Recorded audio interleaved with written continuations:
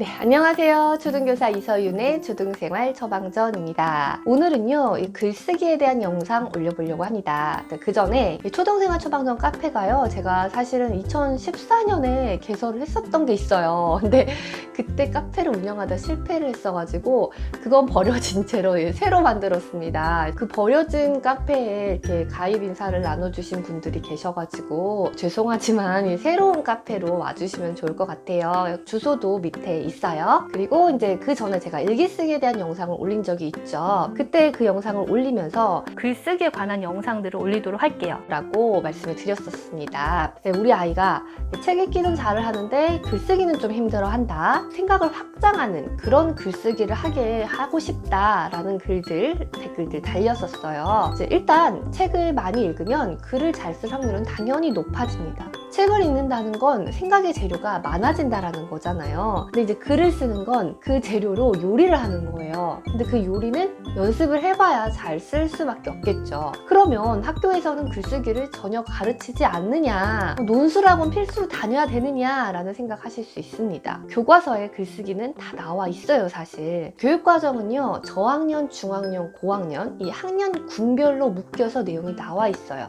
1, 2학년, 3, 4학년, 5, 6학년 그리고 각 학년군은 비슷한 내용을 조금 배운다라고 생각을 하시면 돼요. 저학년에서는 주변 소재에 대한 글, 그리고 겪은 일을 표현하는 글, 이런 걸 배우죠. 글자 쓰기, 문장 쓰기, 쓰기에 대한 흥미까지가 쓰기에 대한 태도로 배우는 거예요. 사실은 글쓰기를 당연히 하기 힘들어하는 학년이에요. 물론 요즘에 뭐 각종 기기로 많이 자판을 치고 하지만, 그러니까 2학년까지는 바른 글씨로 쓰는 거, 조작하는 활동 자체가 학습에 도움이 되기도 하고요. 저학년 이후로는 사실 많이 할 데가 없으니까 연습을 하면 좋아요. 그래서 저학년 때는 사실 글자를 쓰고 이 맞춤법이나 띄어쓰기 같은 것들 조금 집중해서 하고, 그 다음에 바른 자세로 책을 읽고 하는 정도면은 사실은 충분하다. 그래서 2학년 때 이제 살짝 이제 일기쓰기 조금 연습하는 정도, 이 정도로 생각을 하시면 될 것 같아요. 그래서 3학년에서 4학년, 중학년으로 갔습니다. 의견을 표현하는 글, 마음을 표현하는 글에 대해서 이제 배우기 시작을 하죠. 그리고 문단 쓰기를 배워요. 중요합니다. 문단 쓰기. 그리고 시간의 흐름에 따른 조직, 쓰기에 대해서 좀 자신감을 갖게 되는 때예요. 이때는 이제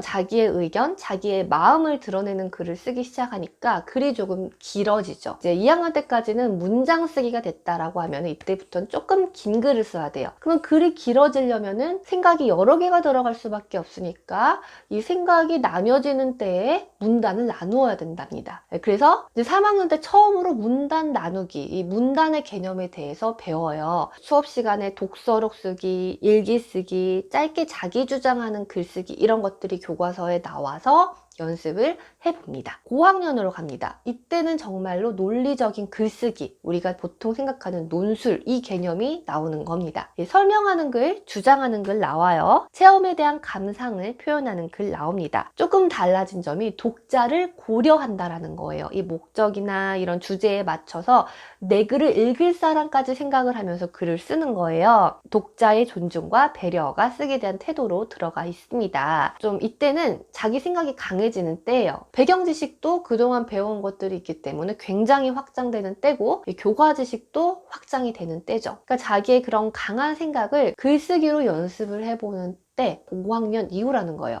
사실 이제 뭐 수학 심화 문제지, 뭐 영어 문법, 모든 것들이 사실은 5학년 이후에 하면 좋습니다라고 말을 하는데, 그만큼 이제 이 5학년 때부터가 생각의 폭이 확장이 되고 중학교, 고등학교를 바라보면서 해야 되는 때라는 겁니다. 저학년이면은 아이가 일기나 독서록을 못 쓴다라고 했을 때 너무 걱정하시지 마시고요. 그거에 대해서 너무 압박을 아이한테 주실 필요도 없습니다. 3학년, 4학년 때는 이제 일기 쓰기와 독서록을 충실하게 해 나가고, 이제 5학년, 6학년 때부터는 이제 논리적인 글쓰기를 하는 거예요. 그러면 이제 어떻게 연습을 해야 되느냐, 이제 실제적인 방법이 들어갑니다.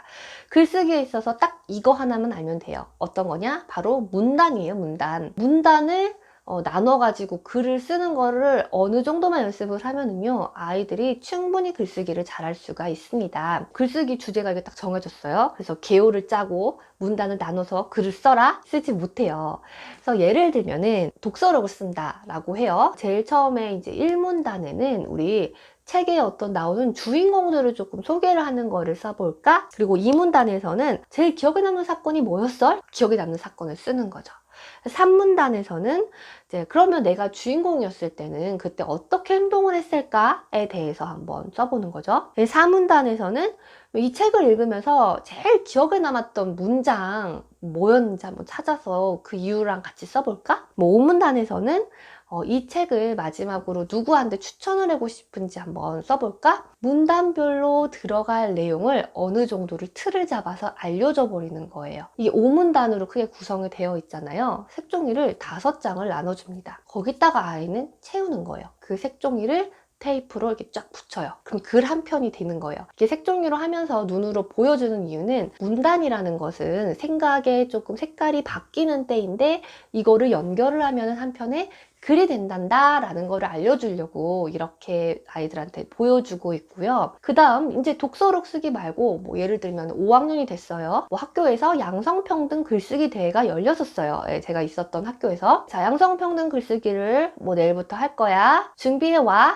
라고 말을 합니다. 대부분은 준비를 해오지 않고요. 준비를 해왔다 하더라도 어떻게 글을 써야 할지 막막해 하는 거예요. 당연한 거예요. 그거에 관련된 영상이나 뭐 자료 같은 것들을 보여주고 읽어줍니다. 먼저. 그러니까 생각의 재료를 조금 주는 거죠. 그 다음으로는 서론, 본론, 결론 이렇게 글이 구성되어 있는데 서론은 글의 처음이잖아. 우리가 양성평등이 주변에서 이루어지고 있지 않은 사례, 양성평등이 뭔지 이런 것들을 글을 처음 시작할 때 알려줘야 되겠지. 1문단에는 그런 내용을 쓰자. 이제 2문단부터는 양성평등을 이루기 위해서는 어떤 걸 노력하면 좋을지 본론의 3가지를 2문단, 3문단, 4문단에 쓰자. 그리고 마지막 5문단에는 이제 요약을 하고 한 번 더 강조해야 되는 거야. 그래서 양성평등에서 위해 노력해야 되는 3가지를 한 번 더 쫙쫙쫙 써주고 우리 양성평등 합시다! 라고 다시 강조하면서 글을 마치는 거야. 문단에 들어갈 내용을 아예 딱 틀을 제시해 줬어요. 그랬더니 어느 정도 완성된 형태의 글을 다 냈습니다. 그동안 연습을 얼마나 했는지에 따라서 다르지만 이 완성된 형태의 글이 나왔다라는 거고요. 여기서 중요한 거는 이 문단의 개념을 알려주면서 각 문단에 들어갈 내용을 아예 알려주고 틀을 잡아주면서 연습을 해보셔야 된다는 거예요. 몇 번 계속 연습을 하다 보면요. 나중에는 자기가 개요를 짜 나가더라고요. 일기쓰기, 독서록, 주장하는 글, 설명하는 글, 기행문까지도 다 연습이 됩니다. 조금 너무 비슷해지는 거 아니냐. 이거를 연습을 하면요. 나중에는 자기만의 방법으로 운용이 되고 확장이 됩니다. 그래서 오늘 글쓰기에 대한 팁, 가장 중요한 것. 문단에 대한 거 말씀을 드렸습니다. 그래서 논술 학원을 굳이 다닐 필요 없는 것은 사실 이거를 한 달에 뭐 한 번, 자주 하면 2번, 그 정도로만 연습을 하면은 글쓰기 실력이 확 올라갈 거예요. 생각을 조직하는 힘이 생기고 개요를 짜는 능력이 생길 겁니다. 또 다음에 또 다른 더 좋은 컨텐츠로 찾아뵙도록 하겠습니다. 제가 얼마 전에 MBC 공부가 뭐니 녹화를 하고 왔습니다 라고 유튜브 커뮤니티에 올린 적이 있습니다. 그때 이제 예쁘게 메이크업을 해주셔가지고요. 찍은 영상으로 한번 시작을 해봤습니다. 이제 그때 녹화한 그 방송이 이번 주 금요일 3월 20일에 MBC에서 저녁 8시 반에 방송이 된다고 해요. 그래서 저도 어떻게 나올지 굉장히 궁금하고 걱정이 되는데요. 궁금하신 구독자분들 그때 한번 MBC에서 보시면 좋을 것 같습니다. 네, 오늘은요. 제가 교과 어휘력을 높이는 6가지 놀이, 학습 놀이에 대해서 말씀을 드리려고 해요. 지금 이제 코로나19로 개학이 계속해서 연기가 되면서 집에 있는 시간이 굉장히 길어졌어요. 너무 힘드시죠? 네, 저도 아이랑 이제 하루 종일 집에 있다 보니까 뭘 해야 될지 답답하기도 하고 굉장히 힘이 들고 있습니다. 이제 개학이 되면은 아무래도 같은 교과 내용을 짧은 시간에 배워야 될 것 같고요. 방학도 짧아지다 보니까 그때 복습도 하고 예습도 하고 해야 되는데 그것도 좀 줄어들겠죠. 그러니까 지금 이 시간에 좀 방학이 연장됐다는 느낌보다는 새학기가 시작됐다. 홈스쿨링을 하고 있고 내 아이의 교육과정 제작자다. 이런 마음으로 하시면 좋을 것 같아요. 아이도 좀 자기주도 학습을 연습할 수 있는 기회다, 시간이다 라는 생각으로 이제 자기 공부를 해나가면 좋을 것 같은데요. 이제 오전에는 그냥 학교에 갔다고 생각을 하고 독서, 수학, 영어를 이제 오전에 끝낸다. 뭐 이런 계획을 세웠으면 좋겠고요. 수학 같은 경우에도 EBS 온라인 강의를 들으면서 이제 새학기 진도를 좀 나가보면 좋을 것 같습니다. 그리고 이제 교과 어휘력을 높일 수 있는 6가지 학습 놀이를 집에서 한번 해보면 좋을 것 같아요. 이제 국어, 수학, 사회, 과학 이런 데에는 교과 어휘들이 있죠. 우리가 쓰는 일상 어휘와 교과 어휘는 좀 달라요. 보통 이 교과 어휘들 때문에 아이들이 학습에 어려움을 겪고 있는 거거든요. 교과 어휘 노트를 한 권씩을 또 만들면 좋아요. 전 학년도의 교과서의 복습도 괜찮지만 새 학년의 교과서로 한번 해보는 것도 좋을 것 같습니다.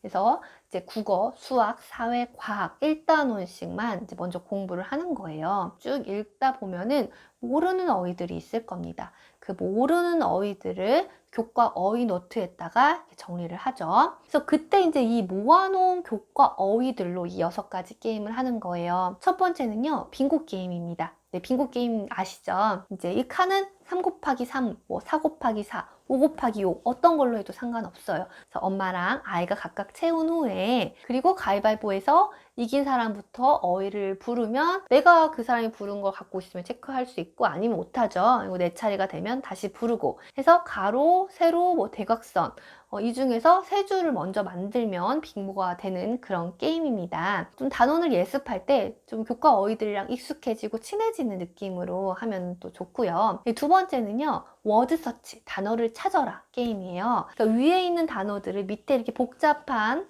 것들 중에서 찾는 거예요. 이제 이거를 직접 만들어 보는 거죠. 이제 가로, 세로, 대각선 다양하게 내가 써 넣고요.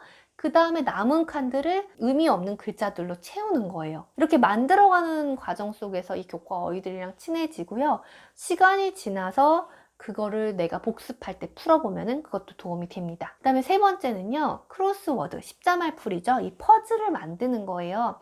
아까는 이제 교과 어휘들까지였다면 이번에는 뜻까지 되는 거예요. 그래서 아까 그또 찾아놓은 그 교과 어휘들 중에서 이 십자말 풀이 퍼즐들을 만들어가고 밑에는 뜻을 쓰는 겁니다. 국어사전을 옆에다가 놔두고 국어사전으로 바로 찾아보면서 써도 좋고요. 사회나 과학 같은 경우에 그 교과 어휘들은요, 뜻이 바로 설명이 보통 되어 있어요. 예를 들면은 산에서 나무를 가꾸어 베거나 이 산나무를 캐는 일 등을 임업이라고 한다. 이렇게 그거를 또 찾아서 써보면 좋겠습니다. 너가 정말 이해가 안 된다 라고 하면 그 부분에 뭐 EBS 온라인 강의를 찾아서 듣고 이해하면서 만들면 또 공부가 되겠죠. 그래서 이런 것들을요, 아까 모아놓은 그 교과 어휘로 해도 좋고요.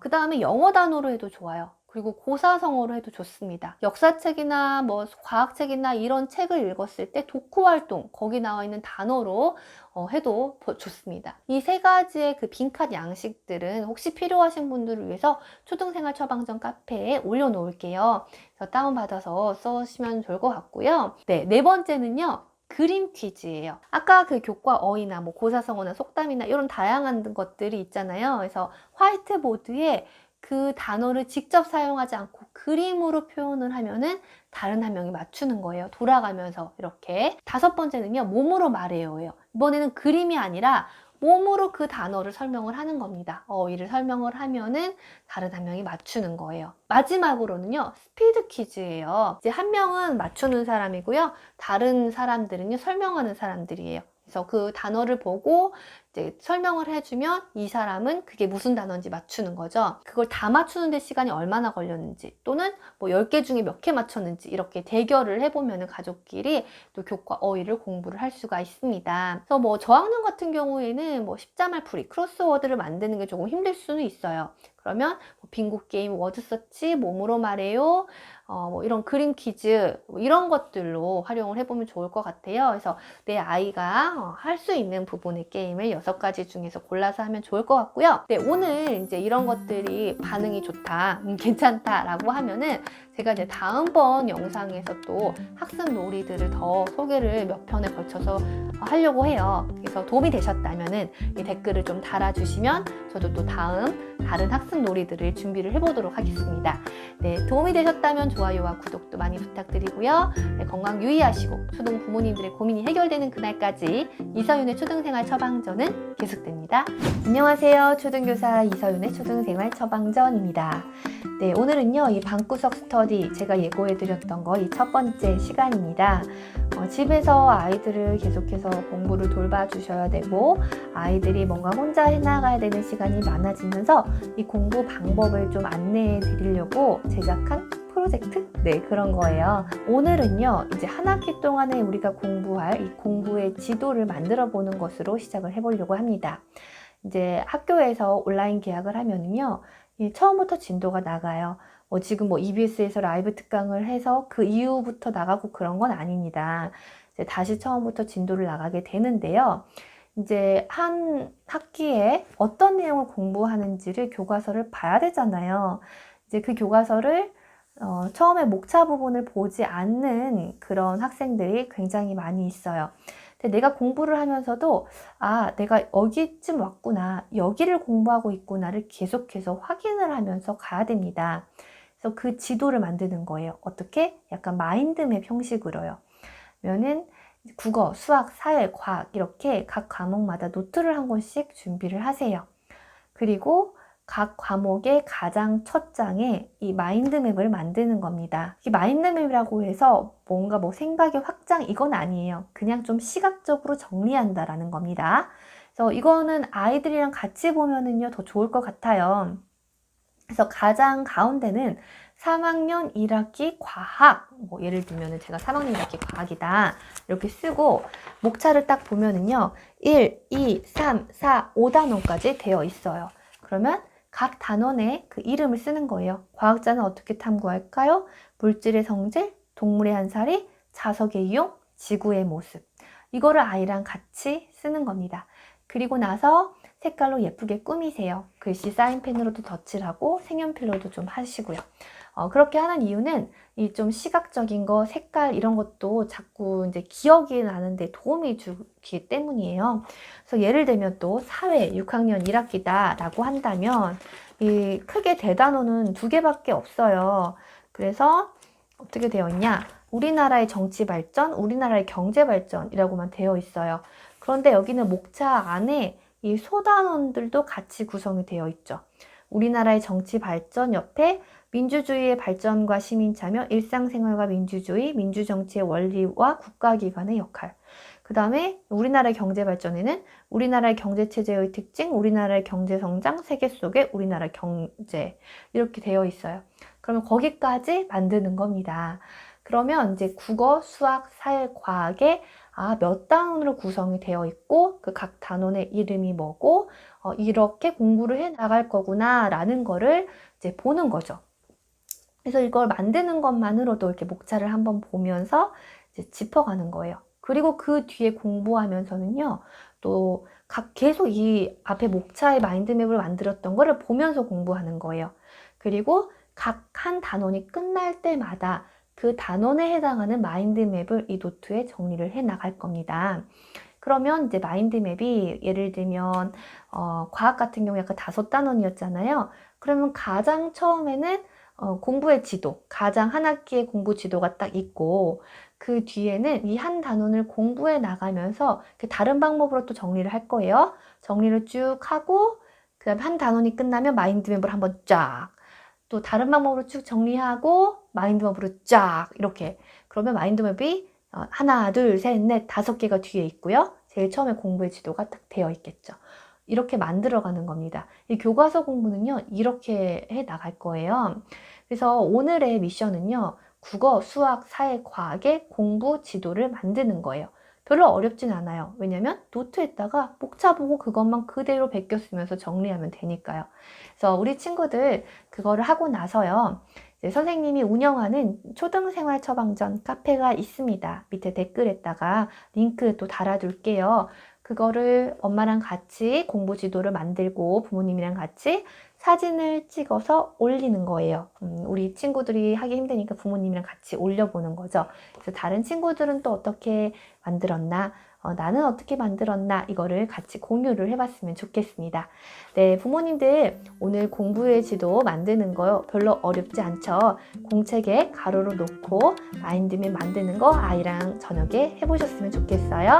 네, 그럼 또 저는 다음 방구석 스터디에서 다른 과제를 가지고 공부 방법을 가지고 찾아오겠습니다. 네, 안녕하세요. 초등교사 이서윤의 초등생활 처방전입니다. 오늘은요, 방구석 스터디 4번째 시간입니다. 온라인 계약을 받은 우리 초등학생들이 집에서 혼자서 공부하는 방법을 알려주는 특별 프로젝트로 제작을 하고 있어요. 2번째, 3번째, 오늘까지 비주얼 싱킹을 3번에 걸쳐서 다루고 있습니다. 그만큼 효과적인 방법이라는 거겠죠. 자, 오늘은요, 이 비주얼 싱킹의 마지막 시간인데요. 비주얼 싱킹의 첫 번째에서는 비주얼 싱킹의 기본적인 요소들이 이런 게 있으니까 그림 연습하는 식으로 한번 연습을 해보는 거 했고요. 2번째 시간은 레이아웃이 이런 종류가 있으니까 어떤 내용을 정리할 때 어떤 레이아웃으로 사용을 할 것인지를 생각을 해보면 좋겠다라고 말씀을 드렸죠. 오늘은 직접 비주얼 싱킹을 하는 거예요. 비주얼 싱킹을 하는 6단계를 말씀을 드리도록 할게요. 첫 번째는요, 주제를 정하는 겁니다. 어떤 부분을 비주얼 싱킹 할 것인가 당연히 정해야 되겠죠. 우리나라의 영역에 대해서 공부를 했다. 그러면 나는 우리나라의 영역을 비주얼 싱킹 해보겠어. 뭐 수학 시간에 각기둥에 대해서 공부를 했다. 그럼 각기둥에 대해서 비주얼 싱킹을 해보겠어. 주제를 정하는 겁니다. 2번째는요, 핵심 단어를 찾는 거예요. 내가 비주얼 싱킹을 할 때 어떤 단어는 꼭 들어가야 되는가? 중요한 내용이 무엇인가를 찾는 겁니다. 그 전에 말씀드렸던 이 교과서 6단계 공부법을 통해서 이 키워드를 찾아낼 수도 있고요. 보면서 바로바로 찾아낼 수도 있어요. 그래서 우리나라의 영역 해가지고 뭐 영토에는 한반도와 그에 따른 또 섬이 있다. 그러면 여기서 핵심 키워드는 한반도랑 섬 이렇게 되는 거죠. 이렇게 키워드를 찾아내는 게 2번째 단계입니다. 3번째 단계는요, 이 비주얼 싱킹의 레이아웃과 이미지를 고르는 거죠. 핵심 단어까지 찾아냈으면 이거를 정리할 때 어떤 레이아웃으로 구성할지를 생각을 해보는 거예요. 그래서 지난번에 말씀드렸던 그 레이아웃들 한번 카페에 올릴게요. 이제 그걸 딱 인쇄를 해놔서 아예 공부하는 공책에다 딱 붙여 놓으시는 거예요. 트리형으로 하겠어. 나는 버블형으로 정리를 하겠어. 이렇게 고르죠. 그리고 어떤 부분을 어떻게 이미지로 나타낼까를 고민을 하는 거예요. 뭐 사람을 넣어서 말풍선으로 표현을 하는 부분도 있을 것이고요. 정말 그냥 간단하게 표현하는 부분도 있을 거예요. 4번째 단계는요, 이제 직접 그리기를 시작을 하는 겁니다. 제목을 딱 쓰고 내가 정한 레이아웃을 이렇게 좀 그리면 되겠죠. 핵심 단어들, 아까 뽑아놨던 것들을 시각적인 비주얼이랑 텍스트를 같이 넣어가지고 쓰는 거예요. 다 썼으면은 이제 살짝 색깔을 넣어가지고 색연필이나 사인펜으로 이제 꾸며보는 겁니다. 여기까지가 이제 그리기고요. 5단계는요, 점검하기예요. 혹시 불필요한 그림이나 텍스트가 들어간 거는 아닌지 한번 살펴보는 겁니다. 그리고 마지막 6단계는요, 이 비주얼 싱킹의 또 핵심은 공유하기예요. 내가 물론 혼자 보는 것도 좋지만 다른 사람과 함께 공유함으로써 또 의미가 더 있는 거기 때문에 뭐 친구들과 같이 봐도 좋고요, 가족들과 함께 봐도 좋습니다. 제가 이제 비주얼 싱킹을 한 거 직접 보여드릴게요. 사회 5학년 1학기로 한번 그런 비주얼 싱킹 하는 모습을 보여드리도록 할게요. 먼저 우리나라의 영역이 영토, 영공, 영해로 구성되어 있다. 이런 내용이니까 어떤 레이아웃을 써서 비주얼 싱킹 할지를 생각을 합니다. 뭐 구성 요소가 트리형으로 들어가면 좋겠다. 뭐 이건 정답이 있는 건 아니지만 그래도 어울리는 그런 게 있어요. 그죠? 영토, 영공, 영해 이렇게 트리형으로 나눴어요. 그리고 나서 이제 내용을 간단하게 이제 어떤 그림을 쓸지, 어떤 텍스트를 쓸지를 생각을 해야 되겠죠. 내용을 봐요, 영토를. 한반도와 한반도에 속한 여러 섬이다잖아요. 그러면, 한반도랑 한반도에 속한 여러 섬, 이렇게 표현을 하는 거죠. 그 다음에 영공. 우리나라 영토와 영해 위에 있는 하늘의 범위이다라고 되어 있잖아요. 그러면, 여기서 중요한 거는 그 영토 위의 하늘뿐만이 아니라 영해 위의 하늘까지 포함이 된 거잖아요. 하늘은 구름을 좀 써주겠다. 그리고 영토랑 영해의 위가 영공이다. 이렇게 어떻게 하면은 요 말을 조금 더 기억하기 좋게, 이해하기 좋게 그림으로 표현을 해볼까. 이건 전혀 그림 잘 그리는 거랑 상관이 없죠. 자, 영해 굉장히 좀 어떻게 보면 복잡해요. 우리나라 바다의 영역으로 영해를 설정하는 기준선으로부터 12해리 22km까지이다 라고 되어나요. 동해안은 썰물 일대의 해안선을 기준으로 하고 서해안과 남해안은 섬이 많아서 가장 바깥쪽에 위치한 섬들을 기준으로 그은 선을 기준으로 한다. 길어요. 그러면 이거를 어떻게 할까? 한반도가 있는데 그 땅에서부터 약 12해리, 22km까지의 바다를 우리나라의 영역이라고 한다. 근데 그 기준선이 동해안 같은 경우에는 물이 싹 빠졌을 때 이 썰물 일대가 기준이고, 서해안이랑 남해안 일대는 이렇게 가장 바깥 섬을 기준으로 해서 이쪽에서부터 12해리가 바로 우리나라의 바다의 영역, 영해다. 머릿속으로 고민을 해서 비주얼 싱킹을 해놓으면 어때요? 우리나라 영역은 영토, 영공, 영해고 각각이 어떤 것들을 주의하면서 머릿속에 기억해야 될지가 머릿속에 딱 남는다는 거예요. 정확하게 공부하지 않으면 이렇게 비주얼 싱킹을 하지 못합니다. 수학 6학년 1학기 같은 경우에 특히나 도형 같은 내용을 정리할 때에도 좋죠. 그래서 직육면체의 건널비와 부피에 대해서 공부를 합니다. 그러면 공부를 다 하고 나서 직육면체에 대해서 어떻게 정리를 해보지? 라고 고민을 해요. 그러면 도형의 특징들을 한번 버블형으로 정리를 해야 되겠다. 그래서 가운데는 직육면체라고 쓰고 크게 부피하고 건널비에 대해서 공부를 한다. 근데 이제 이 부피의 단위에 대해서 처음 배우는 거죠. 그러면 이제 부피의 단위가 1세제곱센티미터랑 1세제곱미터가 나와 있고, 1세제곱센티미터는 1cm인 이 정육면체의 부피를 말하고, 1세제곱미터는 이 한 변의 길이가 1m인 이 정육면체의 부피를 말한다. 네, 그 다음에 이 부피를 구할 때는 가로, 세로, 높이, 그래서 밑면의 넓이 곱하기 높이다, 이렇게 좀 정리를 하는 거예요. 그 다음에 건널비는 이렇게 됐을 때 요거를 다 더한 게 건널비다. 이렇게 한번 머릿속에 정리를 해서 또 이것도 비주얼 싱킹을 해보는 겁니다. 이거는 뭐 어떤 과목이든지 내가 공부한 내용을 한 번 더 쉽게 정리한다라는 생각을 해보시면 좋을 것 같아요. 그러니까 사실 이 비주얼 싱킹을 자꾸 하다 보면은, 연습을 하다 보면 시간이 그렇게 오래 걸리지 않습니다. 그림을 잘 그리는 게 중요한 게 아니잖아요. 그래서 주의점이 비주얼 싱킹에서 비주얼이 중요한 게 아니라 띵킹이 중요해요. 이 단순한 그림 그리기가 되지 않으려면 레이아웃을 잘 골라야 돼요. 아이가 잘 못하면 어떤 레이아웃을 골라서 어떻게 할 것인가를 시범을 좀 보여주시거나, 이 레이아웃을 하면 어때? 이렇게 좀 해주시면 나중에 내가 정리를 해봤던 그 레이아웃으로 머릿속에 사고도 되고 연필을 들고 그릴 수도 있게 될 겁니다. 이제 비주얼 싱킹으로 표현되어 있는 것들이 있어요. 그림을 잘 그려가지고는 이건 비주얼 싱킹 하는 거야, 시각적으로 보면 기억하기에 좋아. 물론 효과 있을 수 있어요. 하지만 그것보다 더 중요한 것은 내가 직접 비주얼 싱킹을 해보는 게 가장 중요하다라는 겁니다. 그리고 마지막 주의점은요, 이 비주얼 싱킹의 효과에 대해서 믿음을 좀 가지시면 좋습니다. 이거를 그림으로 그리고 뭐 레이아웃을 고르고 이게 굉장히 복잡하다라고 생각을 하실 수도 있지만, 이거가 효과가 있다라는 생각을 한번 해보고 몇 번을 해보시는 겁니다. 자료 오늘 카페에 올릴게요. 인쇄를 해서 공부 공책에다가 딱 붙여 놓으시고 어떤 주제로 어떻게 그릴 것인지를 한번 연습을 해보는 겁니다. 다음번 방구석 스터디에서는 이 교과서를 완벽하게 내 것으로 만들 수 있는 다른 방법으로 찾아오도록 하겠습니다. 초등 부모님들의 고민이 해결되는 그날까지 이서윤의 초등생활 처방전은 계속됩니다. 네, 안녕하세요. 초등교사 이서윤의 초등생활 처방전입니다.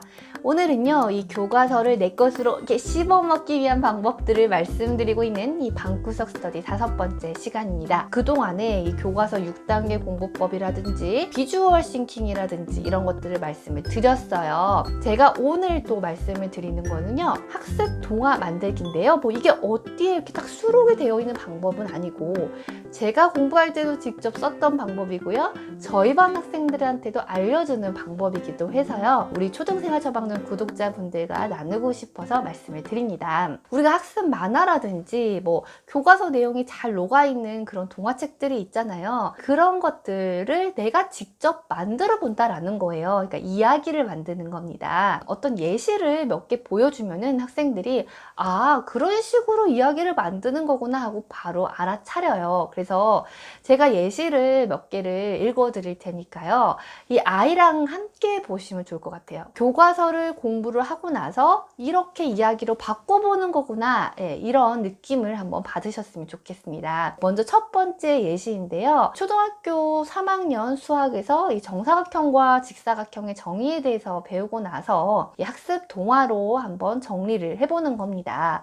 정사각형 나라가 있었어요. 그곳은 정사각형들이 살고 있었어요. 정사각형 마을 앞에는 이런 팻말이 붙어 있었죠. 내 각이 직각이고 내 변의 길이가 모두 같은 사각형만 들어오세요. 어느 날 정사각형 왕과 정사각형 왕비가 아이를 낳았어요. 예쁜 공주를 낳았죠. 그런데 왕비가 아이를 낳다가 공주가 눌려서 직사각형 모양이 되었어요. 왕과 왕비는 어떻게 해야 하나 고민했어요.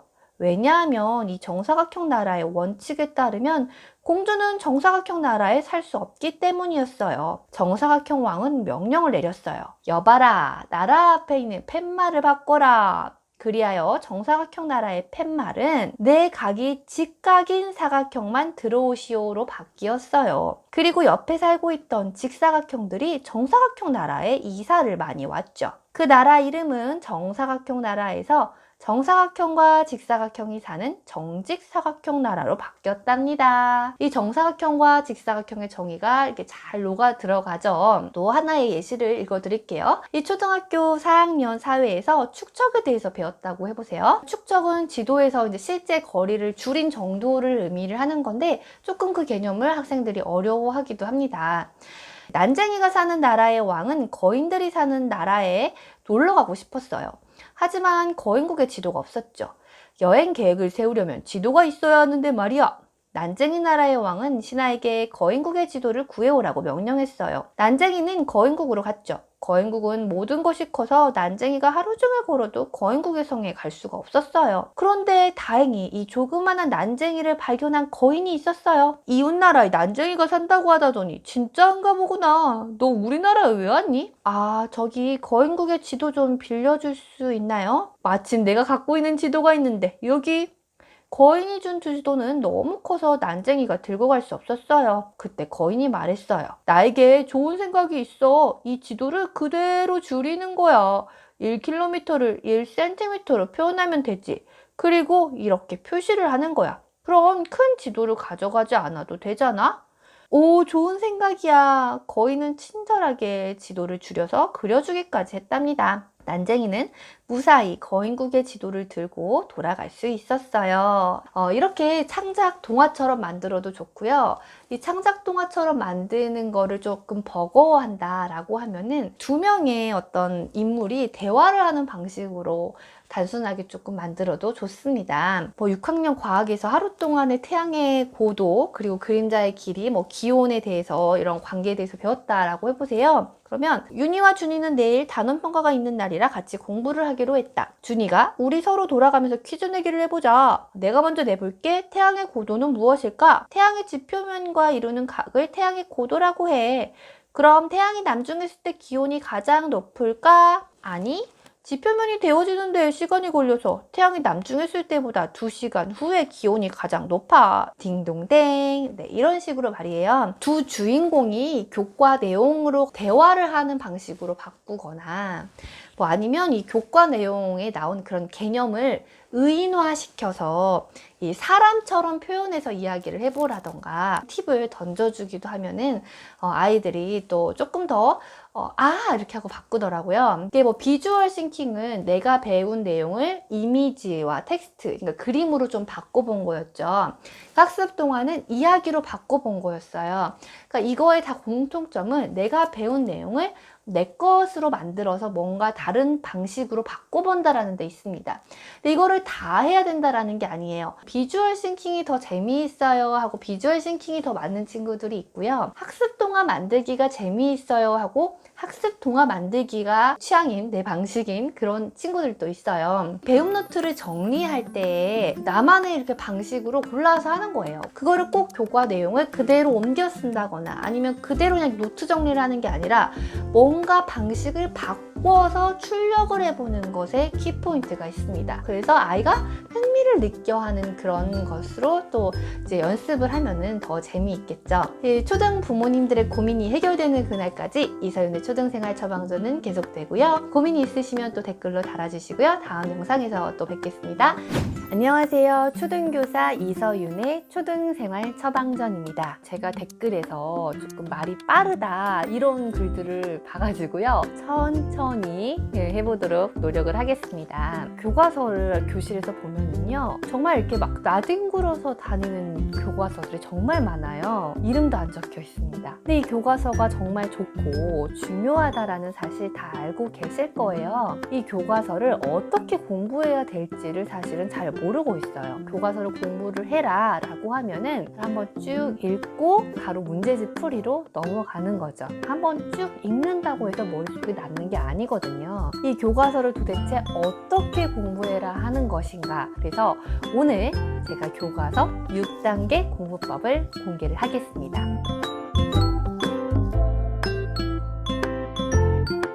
계속해서 강조를 하는 건데요. 메타인지에 대해서 말씀을 드린 적이 있어요. 내가 아는 것과 모르는 것을 구분을 할 수 있는가 라는 거예요. 근데 이 6단계 공부법으로 이 메타인지도 길러낼 수가 있어요. 먼저 1단계는요.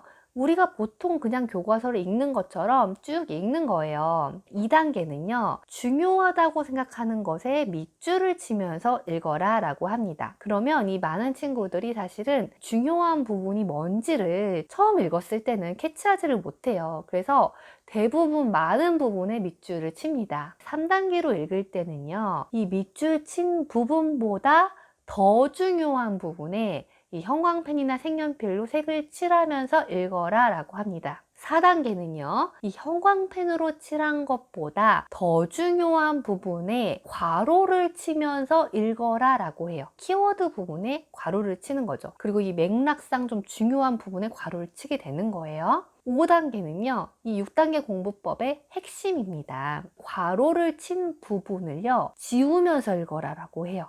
나중에 생각이 안 날 것 같으면 옆에 살짝 그걸 적어놔라 라고 말을 해요. 그리고요 6단계 아까 그 지웠던 부분을 마음속으로 채우면서 읽는 거예요. 자기가 잘 생각이 나지 않는 부분은요 메타인지 내가 모르는 부분인 거예요. 아까 내가 살짝 적어놨던 거를 다시 한번 보면서 읽고 이렇게 매 단계 미션을 부과를 하면서 6번을 읽는 거예요. 그냥 6번 읽기는 지루할 수 있는데요.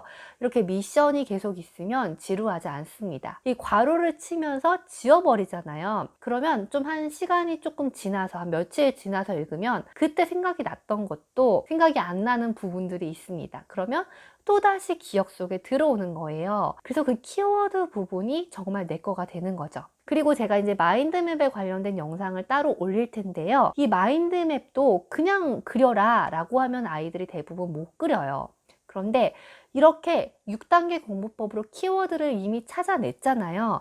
그럼 이 괄호로 친 부분이 다 키워드가 되는 거기 때문에 이 마인드맵을 그리는 게 훨씬 더 수월하다라는 거예요. 나중에는 이 6단계를 다 거치지 않아도 읽으면서 내가 중요한 키워드를 뽑아낼 수가 있습니다. 그래서 제가 보통은 한 3학년, 4학년 때부터 아이들 사회과학부터 하고 있습니다.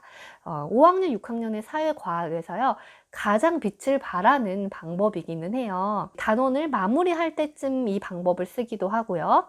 이제 오늘 배웠던 부분을 복습을 할 때도 이 6단계 공부법으로 복습을 하기도 해요. 직접 아이들과 한번 교과서로 공부하실 때 한번 이번에 사용을 해보셨으면 좋겠어요. 이 아이들에게 직접 정말 활용을 하실 수 있는 그 공부법들을요 많이 공유를 해드리도록 할게요. 또 저는 다른 영상에서 만나 뵙도록 하겠습니다. 안녕히 계세요.